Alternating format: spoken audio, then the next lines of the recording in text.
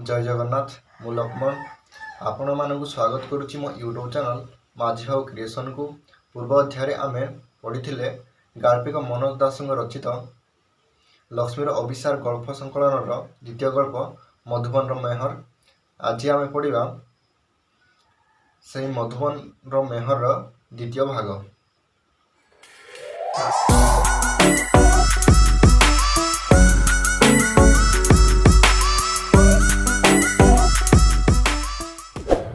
से मैंने जीप चढ़ी चलीगले।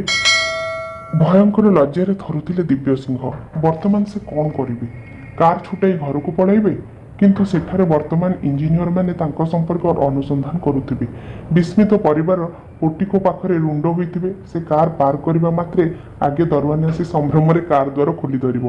केउ मुहरे से कार रु बाहरिबे, तेणु देहरे किछि लुगापटा नाही, तेणु से केमति बाहरिबे। 15 मिनिट बीतीगला। स्रोतरे ठेली होई धीरे धीरे से आगको चली जाउथिले।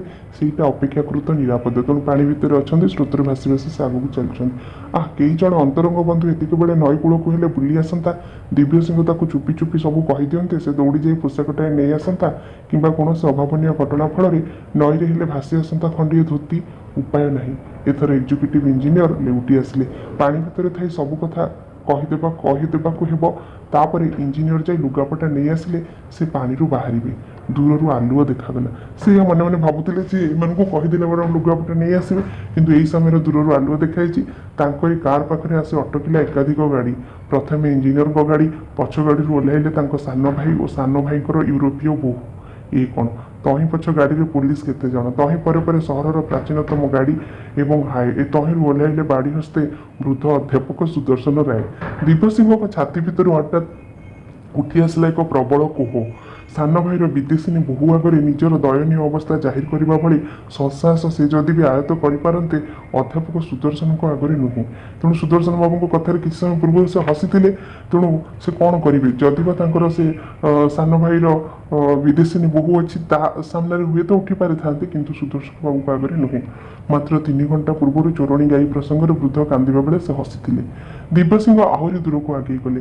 नई भितर को टर्च पका जाउछि। असिस्टेंट इंजीनियर सार सार बोली रडी करी तांको आविष्कार करने को चेष्टा करुछंती। गोटे अतिकाय पुलिस भ्यान आसी पहुंचला। एथर दिव्य सिंह बाबूंकर कोह प्रबलतर हेउथिला। मनीष एडे भयंकर असहाय अवस्था पड़ी पारे? केउ अदृश्य शक्तिपुंजर चक्रांतर शिकार हेबाकू पड़िला तांको। कहीं तेणु से अदृश्य शक्ति को अनुभव करुँच। से पूर्व सुदर्शन बाबू को थट्टा करके हसुले। तेणु एमती असहाय अवस्था आसीपे से किए भावी नथिले। अदम्य अभिमान और कोहर प्रकोप से जिते पारे आग को बढ़ीगले। केतेबेले चली चली केतेबेले संतरण करी, तेणु केतेबेले चली चली पानी भितर बढ़िले, केतेबेले पानी रे पहरी पहरिक बढ़िले। डंगाटे बंधा होइछि। दिव्य सिंह शक्ति ठूल करी ताकू बंधन मुक्त करी तही ऊपर को उठी पड़िले। सुअर डंगा भासी चलिला। जेतेबेले गाड़ी सब जमा होइतिबा स्थानरू से यथेष्ट दूर को चलीगले, सेतेबेले से निज छाती कंठरू समस्त अर्गल काढ़ी नहीं और उच्च कंठरे कांदिले। कहीं केते वर्ष तले जाई से लंगड़ा होई कांदुथिले। बो कोल अथवा बापा छाती रे पड़ी।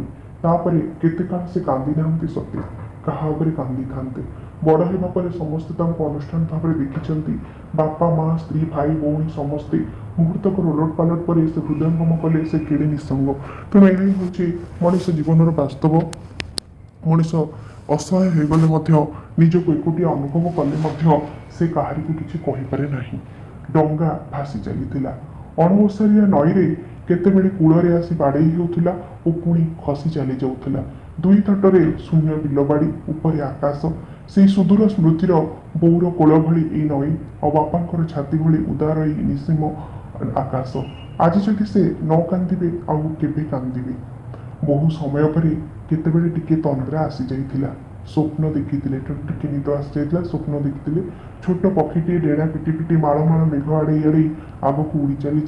शेष प्रहर तंद्रा तुटी जाइथिला। डंगाटी गोटे थान अटकी रही। से तलक ओह्लाई ठेली दे पुणी से उठी बसिले। सेतिकी बेले धीरे धीरे मन हालुका होगा आरंभ करथिला। डंगा जाई पुणी अटकिला आउ एक थान। भोर हेलाणी। कूଳରେ गोटे बुदामुंडे छिड़ा होइछि टिके झीलटीए।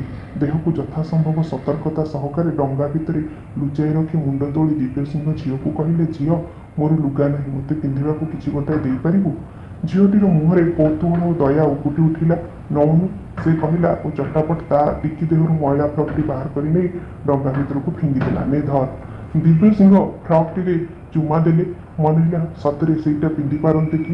ତାପରେ ସେ କହିଲେ ଏଇଟା ତ ହେବ ନାହିଁ ଝିଅ, ମୁଁ ବଡ଼ ମଣିଷ। ଝିଅଟି କହିଛି ଓ ତୁ ବଡ଼ ମଣିଷ, ବାପା ଭଳି ରହ। ଝିଅଟି ଦୌଡ଼ି ଚାଲିଗଲା। 2 ମିନିଟ୍ ପରେ ସେ ପୁନର୍ବାର ଆବିର୍ଭୂତ ହେଲା ଖଣ୍ଡିଏ ଗାମୁଛା ଧରି। ଏଇଟି ବଡ଼ ମଣିଷ, ନେ ଧର। ଗଭୀର ପରିତୃପ୍ତି ସହ ଦିବ୍ୟସିଂହ ଗାମୁଛାଟି ପିନ୍ଧି ଡଙ୍ଗାରୁ ଓହ୍ଲାଇ ଭୂତା ଡାଳଟି ମାନ ଟାଣି ଧରି ଧରି କୂଳକୁ ଉଠିଲେ। ଝିଅକୁ ଅନୁସରଣ କରି ସେଠାରେ ପହଞ୍ଚିଥିଲା ତାର ବିସ୍ମିତ ବାପା। ଦିବ୍ୟସିଂହ ନିଃସଙ୍କୋଚରେ ନିଜର ପରିଚୟ ଦେଲେ ଓ ସେମାନଙ୍କୁ କୁଟୀରକୁ ଗଲେ। ବିଡ଼ି ଟାଣୁ ଟାଣୁ ଯାହା ଯାହା ଘଟିଥିଲା ସବୁ କହିଲେ। ଅଭିଭୂତ ଧୀବର ଗାଈ ଲୁଗାପଟା ଚୋବାଇ ଦେବା ପର୍ଯ୍ୟନ୍ତ ବୁଝିଲା ଓ ସହାନୁଭୂତିରେ ଚୁ ଚୁ କଲା। ସେହି ରାସ୍ତାରେ ସହରକୁ ଯାତ୍ରୀବାହୀ ବସ୍ ଯାଏ। ଘଣ୍ଟାଏ ପରେ ଧୀବର ପ୍ରଦତ୍ତ ଅପେକ୍ଷାକୃତ ସଫା ଧୋତିଟିଏ ପିନ୍ଧି ଓ ଗାମୁଛାଟିଏ ଦେହରେ ପକାଇ ଦିବ୍ୟସିଂହ ସହରରେ ପହଞ୍ଚିଲେ। ସହରବ୍ୟାପୀ ଇତସ୍ତତ କ୍ଷୁଦ୍ର କ୍ଷୁଦ୍ର ଜନତା ପ୍ରଭାତର ମଧୁବନର ସମାଚାରରେ ପଢ଼ୁଥିଲେ ମେୟରଙ୍କର ରହସ୍ୟଜନକ ଅନ୍ତର୍ଦ୍ଧାନ। ତେଣୁ ଖବରକାଗଜରେ ବାହାରି ସାରିଥିଲା। ପ୍ରଥମ ପୃଷ୍ଠାବ୍ୟାପୀ ପରିବେଷିତ ହୋଇଥିଲା ନାନାଦି ସମ୍ଭାବନାର ସମ୍ବାଦ। କ'ଣ ହେଇଥାଇପାରେ ମେୟରଙ୍କର ଏ ରହସ୍ୟଜନକ ଅନ୍ତର୍ଦ୍ଧାନର କଥା? ଏ କଥା ପଢ଼ୁଥିଲେ। ହରଣଚାଲ, ହତ୍ୟା, ଆତ୍ମହତ୍ୟା, ନାନାଦି ଷଡ଼ଯନ୍ତ୍ର ସମ୍ପର୍କୀୟ କଳ୍ପନା ଜଳ୍ପନା।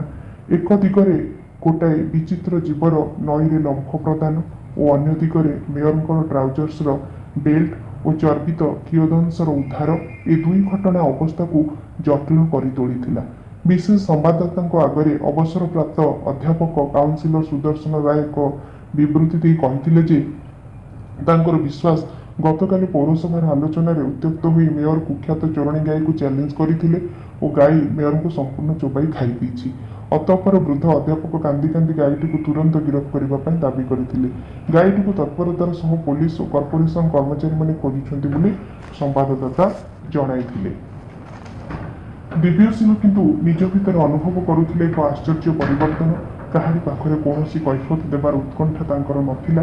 କେବଳ ଥରେ ଅଧ୍ୟାପକ ସୁଦର୍ଶନ ରାୟଙ୍କ ପାଖକୁ ଯାଇ ଏତକ କହି ପକାଇବା ପାଇଁ ସେ ତାଗଦା ଅନୁଭବ କରୁଥିଲେ ବା ତାଙ୍କ ବିବେକ କହୁଥିଲା ଯେ ସେ କ'ଣ କହିଥାନ୍ତେ ଯାଇକି ସୁଦର୍ଶନ ବାବୁଙ୍କୁ, ନା ସାର୍ ଅସହାୟତା କ'ଣ ମୁଁ ହୃଦୟଙ୍ଗମ କରିଛି, ମୁଁ ବର୍ତ୍ତମାନ ପ୍ରାପ୍ତବୟସ୍କ। ମନେ ରଖିବ କିଏ କହିଛନ୍ତି ଏବଂ କେଉଁ ପ୍ରସଙ୍ଗରେ କହିଛନ୍ତି। ତେଣୁ ଅସହାୟତା କେଡ଼େ ଭୟଙ୍କର ହେଇପାରେ। ମଣିଷ କୌଣସି ନା କୌଣସି ପରିସ୍ଥିତିରେ ଏତେ ଅସହାୟରେ ପଡ଼ିଯାଇପାରେ ଯେ ସେଥିରୁ ସେ ମୁକୁଳିବା ତା ପକ୍ଷରେ ସମ୍ଭବପର ହୋଇପାରି ନଥାଏ। ଏ କଥାକୁ ଅନୁଭବ କରିଛନ୍ତି କିଏ? ନା ଦିବ୍ୟସିଂହ ବାବୁ। ତେଣୁ ଏଇଠି ଗଳ୍ପଟିର ବିଷୟବସ୍ତୁକୁ ସମାପ୍ତ କରୁଛନ୍ତି ଗାର୍ବିକ। ଆମେ ପରେ ଏ ଗଳ୍ପ ସମ୍ପର୍କରେ ଆଲୋଚନା କରିବା। ଆଜି ପାଇଁ ଏତିକି। ଗପଟି କେମିତି ଲାଗିଲା କମେଣ୍ଟ ମାଧ୍ୟମରେ ନିଶ୍ଚୟ ଜଣାନ୍ତୁ। ଯଦି ଆମ ଚ୍ୟାନେଲ ମାଝି ବାବୁ କ୍ରିଏସନକୁ ସବସ୍କ୍ରାଇବ୍ କରିନାହାନ୍ତି ତାହେଲେ ସବସ୍କ୍ରାଇବ୍ କରିଦିଅନ୍ତୁ ଏବଂ ପାଖରେ ଥିବା ବେଲ୍ ଆଇକନ୍ ମଧ୍ୟ ଦବାଇ ଦିଅନ୍ତୁ। ପୁଣି ଥରେ ଦେଖା ହେବା ଆଉ ଏକ ଅଧ୍ୟାୟରେ। ସେତେବେଳେ ପର୍ଯ୍ୟନ୍ତ ବିଦାୟ ଦିଅନ୍ତୁ। ରହୁଛି। ଜୟ ଜଗନ୍ନାଥ।